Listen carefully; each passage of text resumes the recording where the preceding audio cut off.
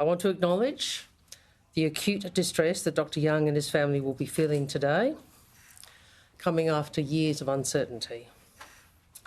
My thoughts, the Prime Minister's thoughts, and I think all Australians' thoughts are with them. Dr Yang has been detained since January 2019 on national security charges.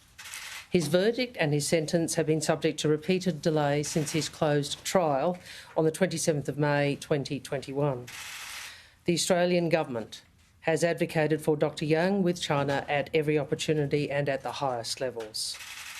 We have consistently called for basic standards of justice, procedural fairness and humane treatment for Dr Yang in accordance with international norms and China's legal obligations.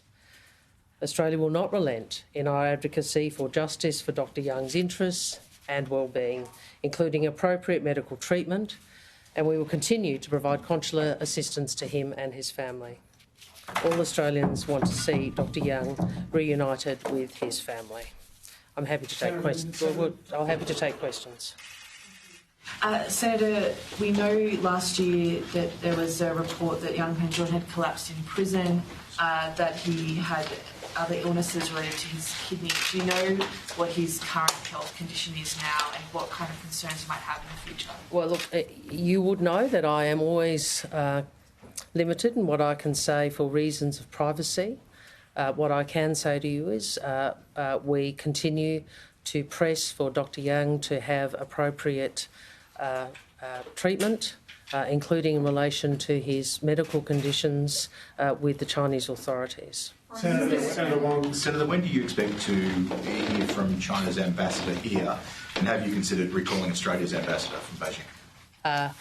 In relation to the former, as I said in my opening, I have directed the Secretary of my department to call in the Chinese ambassador to express Australia's concerns about this issue.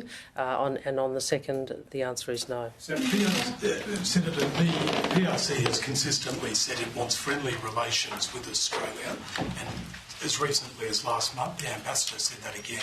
What does this do for the diplomatic relationship? Well, first I'd say, more broadly about the relationship. I have said stabilisation means we cooperate where we can, disagree where we must, and we engage in the national interest. I would make the point this is a decision within China's legal system. Clearly, this is an occasion on which we disagree. However, Australia will continue to advocate for the interests of Dr Yang. Mr Koori. Just in that context, Minister, do you still regard it as a setback, given, as you said, the numerous representations made by yourself, Prime Minister and other ministers, that the Chinese knew this was part of the rapprochement, if you like? As I said, this is a decision of the Chinese legal system. But I do not step back from what I said at the outset, which is that the Australian Government is appalled by this decision.